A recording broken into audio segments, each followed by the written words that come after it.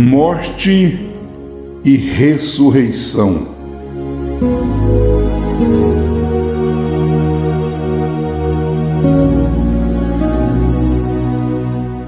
O que é a morte?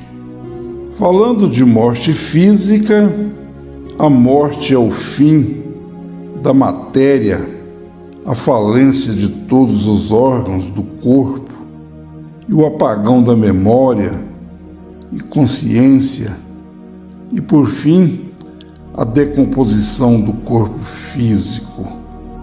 Em Gênesis capítulo 2, versículo 17, falando da árvore do conhecimento do bem e do mal, foi dito a Adão: no dia em que dela comeres, certamente morrerás. Romanos capítulo 5, versículo 12, Paulo disse: portanto, como por um homem entrou o pecado no mundo, e pelo pecado a morte, assim também a morte passou a todos os homens, por isso que todos pecaram. Então, qual o tipo de morte ocorreu ali no Éden? Foi morte física ou foi morte espiritual? Gênesis capítulo 2, versículo 17 diz: no dia em que comeres da árvore da ciência do bem e do mal, certamente morrerás. Adão comeu e morreu. Isso foi morte física ou foi morte espiritual? Gênesis capítulo 5, versículo 5: e foram todos os dias que Adão viveu 930 anos e morreu fisicamente. Sendo assim, a resposta bíblica foi morte espiritual. Porque se tomarmos o dia literal, ele morreu no dia espiritualmente. Se fosse morte física, ele teria que ter caído morto logo ali mesmo, e não 930 anos mais tarde.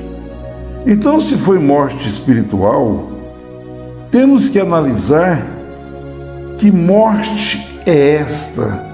O que é esta morte espiritual?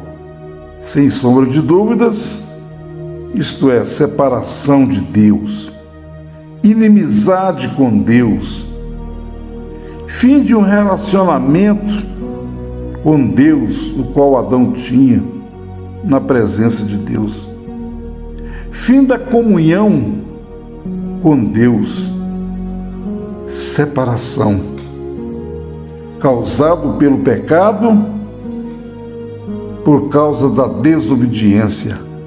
Então isso trouxe a morte espiritual. Então, se a morte foi espiritual e a consequência foi que 930 anos mais tarde veio a morte física, a ressurreição também tem que ser espiritual, para um novo corpo espiritual, não um velho corpo, não reformando a carcaça velha, não indo ali ao pó de um cemitério para fazer este corpo novamente. Isso não tem sustentação bíblica. Dentro desse contexto que estamos falando de morte espiritual e ressurreição espiritual, as Escrituras deixam isso bem claro para nós. Efésios capítulo 2, do versículo 1 a seguir: e vos vivificou, estando vós mortos em ofensas e pecados. Está falando de morte física ou morte espiritual? Com toda clareza, está falando de morte espiritual. Em que no outro tempo andastes, segundo o curso desse mundo, segundo o príncipe das potestades do ar, do espírito que agora opera nos filhos da desobediência, entre os quais todos nós também antes andávamos, nos desejos da nossa carne, fazendo a vontade da carne e dos pensamentos, e éramos por natureza filho da ira, como os outros também. Mas Deus, que é riquíssimo em misericórdia, pelo seu muito amor com que nos amou, estando nós ainda mortos em nossas ofensas, nos vivificou juntamente com Cristo, pela graça sois salvos, e nos ressuscitou juntamente com Ele, e nos fez assentar nos lugares celestiais, em Cristo Jesus, para mostrar-nos, nos séculos vindouros, as abundantes riquezas da sua graça, pela sua benignidade, para conosco em Cristo Jesus. Então, o capítulo 2 de Efésios deixa isso bem claro, prova isso para nós. Paulo aqui não está falando de morte física, de quem morreu, foi sepultado, depois voltar lá no túmulo para fazer de novo do pó da terra o corpo da pessoa. Ele está falando aqui de uma morte espiritual, que todos nós estávamos nela, e que Ele nos vivificou e nos ressuscitou, nos deu vida. Continuando essa maravilha, nós vemos aqui em 2 Coríntios capítulo 5, Paulo selando esse assunto com chave de ouro. Ele diz: porque sabemos que se a nossa casa terrestre desse tabernáculo se desfizer, que tabernáculo é esse que se desfaz, que se decompõe em 4 estágios, esse corpo? E foi dito: tu és pó, e ao pó você vai regressar. Então ele está dizendo, quando isso se desfizer, acontecer isso, temos de Deus um edifício, uma casa não feita por mãos, eterna nos céus. E por isso também gememos, desejando ser revestidos da nossa habitação, que é do céu. Por que Paulo está gemendo, querendo ser revestido da habitação celestial? Porque Jó disse: de carne, pele e osso e nervos ele me vestiu. Paulo está desejando ser revestido. Ele está desejando ser revestido, vestir uma roupa novinha, e não lavar a roupa velha, costurar e vestir de novo. Negativo. Versículo 4. Porque também nós, os que estamos nesse tabernáculo, quer dizer, nesse corpo, gememos carregados, não porque queremos ser despidos, mas revestidos, para que o mortal seja absorvido pela vida. Mas temos confiança e desejamos antes deixar esse corpo para habitar com o Senhor. Então Paulo tinha uma plena consciência que ele já estava ressuscitado com Cristo, que ele já estava vivificado, por isso ele gemia, querendo ser revestido com a imortalidade, que é esse corpo glorioso. Colossenses também, no capítulo 3, Paulo diz, no verso 1, se já ressuscitaste com Cristo, buscai as coisas que são de cima, buscai as coisas do céu e não as coisas da terra. Foi isso que ele diz. Mas alguém pode questionar, por causa da tradição, do ensinamento da ressurreição, acerca do corpo. Os homens dizem: ok, mas após tudo isso que você está dizendo, na ressurreição voltaremos aqui na sepultura para clamar os nossos corpos. Insensatez, falta de senso. A Bíblia não diz isto em lugar nenhum. Vejamos aqui em 1 Coríntios 15, versículo 35. Mas alguém dirá: como ressuscitarão os mortos e com que corpo virão? Insensato! Paulo está dizendo: o que tu semeias não é vivificado se primeiro não morrer.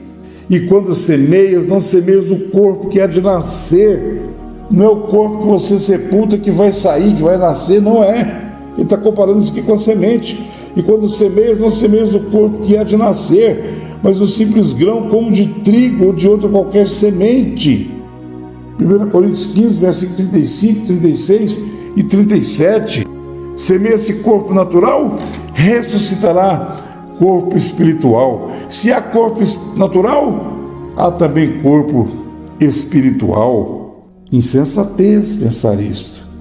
Quando semeias, não semeias o corpo que há de nascer, mas o simples grão como de trigo. Semeia esse corpo natural, restará corpo espiritual. A Bíblia está dizendo que o corpo pecaminoso, que voltou ao pó, vai ser ressuscitado? Voltaremos aqui um dia na terra para buscar o corpo que ficou para trás? Não, você não faria isso, você não viajaria milhares de quilômetros para buscar um paletó velho, todo sujo, rasgado, envelhecido pelo tempo, que você esqueceu lá naquele hotel. Agora você chegou em casa, você tem um novinho, cheiroso, passadinho. Por que você vai voltar para buscar aquele que você esqueceu, que você deixou para trás? Não faz nem sentido uma coisa dessa. A Bíblia não diz isto, que isso vai acontecer, de forma alguma. Não é a folha que cai da árvore que regressa ao galho novamente. Nós vemos isso nos países onde neva, onde faz frio. Quando chega o tempo do frio, setembro em diante, outubro, novembro, as folhas caem, não fica uma folha na árvore. Então atravessa o inverno, a neve vem e cobre todas aquelas folhas que caíram da árvore, elas apodrecem e morrem, ali elas ficam. Mas quando a terra dá uma volta em torno do sol, faz a seiva que se escondeu nas raízes da árvore, no tronco ali, irriga os galhos e traz as folhas novamente. É a vida nas raízes e no tronco é que traz uma nova folha. Não são as folhas que caíram no inverno passado e que nessa primavera agora vai reviver e vai voar de volta para o galho. A natureza não diz isso, os homens é que dizem. Por um homem entrou o pecado no mundo, e o pecado gerou a morte e a inimizade. Mas pela obediência de um, veio a salvação a todos aqueles que lhes obedecem. A morte causou separação, inimizade. A ressurreição reconciliou, redimiu, trouxe essa nova criação, esse novo homem, para ser revestido da habitação que é do céu. 2 Coríntios capítulo 5, versículo 19, Deus estava em Cristo reconciliando, e Ele nos reconciliou. Os filhos de Deus estão manifestados segundo a sua própria imagem. Deus é Espírito. Amém, amém, amém.